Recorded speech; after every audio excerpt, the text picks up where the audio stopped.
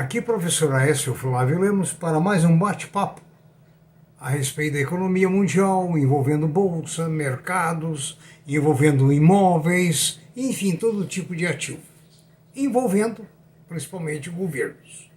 Em www.previsioneseconomicas.com.br você encontra a relação de mais de 200 vídeos sobre os mais diferentes assuntos, alguns totalmente atualizados, outras partes um pouco superadas, mas tudo muito útil. Em previsioneseconomicas@gmail.com você pode dar a sua opinião, inclusive aqui no corpo do próprio vídeo. No vídeo anterior, nós iniciamos e falamos sobre a situação específica da Heineken na Rússia. Prosseguindo nesta convulsão de mercado, eu tive mais algumas informações que passo para vocês. A primeira delas, a oferta de €1 pelas 7 fábricas da Heineken na Rússia deu um prejuízo de 300 milhões de euros à Heineken. Ou seja, a Heineken perdeu 300 milhões com a venda compulsória de sua divisão russa, onde nós frisamos, governos podem ser altamente positivos, altamente negativos. E governos tendem a ser comandados por grupos econômicos poderosos. A BlackRock, por exemplo, nos Estados Unidos, possui ativos que, digamos assim, sensibiliza qualquer empresa, qualquer país. Sensibiliza no sentido de que pode prejudicar, pode fechar, pode abrir, pode valorizar, pode desvalorizar. Nós vamos ver, inclusive, alguns exemplos nesse vídeo de hoje. A empresa russa Amnest, que é a fabricante de latas, ficou com esses ativos da Heineken. A McDonald's tinha 800 lojas na Rússia e vendeu as 800 lojas para um empresário local, com um prejuízo muito grande, não foi divulgado, mas vendeu compulsoriamente. Ou seja, os governos de esquerda têm a força de comprar, ou adquirir, ou destruir empresas, certo? Conquanto as empresas de direita têm a finalidade de fortalecer o capitalismo. É totalmente ao contrário uma coisa da outra. E vocês sabem que quando o governo assume uma empresa, ela não tem eficiência e a eficácia que ela tem ou teria nas mãos de grupos privados. Até porque ela passa a não ter dono. Dono são os políticos, é a nação. Normalmente vira um belo cabide de empregos.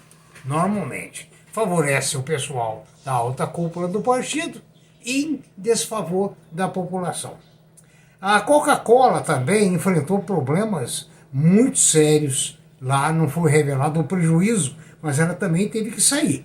Além disso, a Rússia exerceu confisco de diversas empresas estrangeiras, como a Carlsberg, a fabricante dos iogurtes Danone, etc., que foram bens confiscados.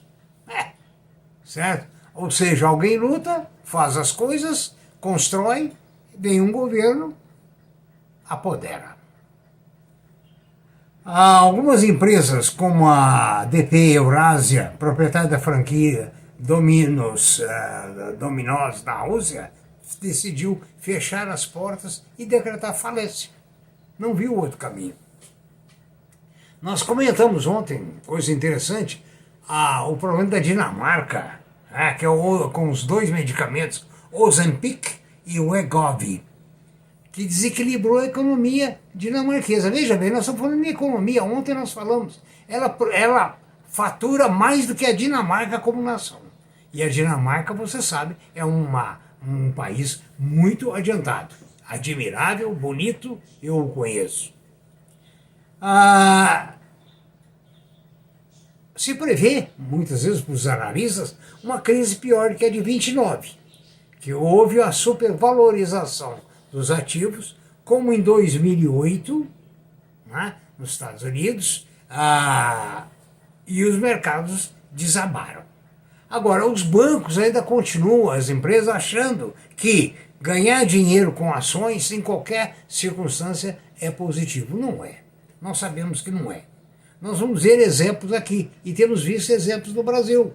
Casas Bahia, já citamos, Magazine Luiza, Marisa, Lojas Americanas, e tantas outras empresas boas que as ações estavam a R$60, ou estão na casa de R$20, né? Coisa mais ou menos assim como a Braskem e outras. Né? A mentalidade das empresas é perigosa, porque eles acreditam que pelo controle de juros, né, as empresas podem, os governos podem controlar a economia. Já não é mais assim, não. Inflação baixa, juros baixos, não é mais a solução. Por quê? Porque existem muitas restrições hoje. Por exemplo, a China proíbe seus funcionários de usar iPhones. Restringe a exportação de minérios raros. Os Estados Unidos, por sua vez, bloqueiam a importação de produtos chineses. Né? A União Europeia pretende dificultar o acesso da China ao mercado automobilístico local. Quer dizer, não estão conseguindo acompanhar, concorrer de passo a passo. Então, veja bem, o mundo é diferente. Está cada um puxando a sardinha para o seu lado. E com isso, essa teoria de que inflação baixa, juros baixos, promove o desenvolvimento, pode ser falha. Por quê? Os outros mecanismos de protecionistas prejudicam muito um país, ou seja, deixa de existir o livre comércio. Então a autonomia e o protecionismo são as tendências da nova era. E ambos são negativos para os mercados financeiros. Então você que é acionista, veja bem o papel, aonde está o enfoque das empresas. O que pode acontecer, o que está acontecendo e o que já aconteceu. Né? A narrativa de que a China prioriza o crescimento econômico acima de tudo é uma farsa. Sempre foi uma farsa. Por quê? O poder do governo chinês não está no livre mercado, mas sim no controle de tudo. Né? Da prosperidade da nação, dos salários, dos impostos, enfim, é uma camisa de força sobre a economia, ou seja, não é uma economia de mercado. Né? Hoje, os próprios Estados Unidos, nós estamos vendo que a tendência também é essa, criar barreiras, como por exemplo se fala na tarifa de importação de 10%, aumentando-se a cada ano 5%, a fim de eliminar o déficit comercial. Né? Não pretende não reconhecer mais a China junto à OMC, Organização Mundial do Comércio, e assim sucessivamente. Né? Ainda temos que considerar que os Estados Unidos estão proibindo que as empresas americanas comprem ativos chineses. Então, o protecionismo está aí. Né? Pode-se provocar um colapso sem precedente na economia. Por isso é que essa crise de hoje pode ser muito diferente da de 1929, da 2008 e assim sucessivamente, porque os fatores são outros, não são os mesmos fatores. E esses fatores que prevaleceram na economia no passado para restabelecer as rédeas não estão funcionando mais. Né? Então, eu queria inclusive dar um exemplo da questão das empresas, o gigantismo das empresas. Veja bem, a imobiliária Evergrande, que é uma da maior imobiliária da China, é reconhecida como uma das maiores empresas do mundo também. Viu as suas ações baixarem em Hong Kong 80%, né? Agora em 28 de agosto. Então veja bem, você tem R$1.000, de repente vira 200. Né?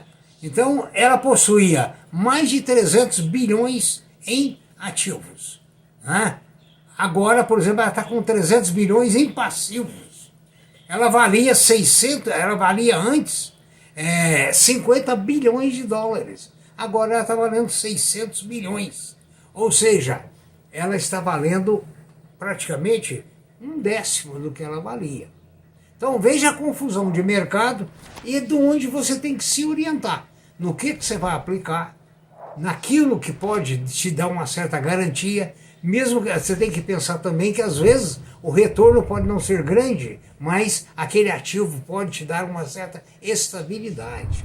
Há muitos fatores para serem analisados, né? Eu espero que não tenha sido muito prolixo, profícuo, mas eu estou atendendo inclusive a pessoas que assistiram ao vídeo anterior e me fizeram esses comentários por e-mail e me pediram essa posição. Muito obrigado, que tenham todos o sucesso dentro da possibilidade. Felicidades.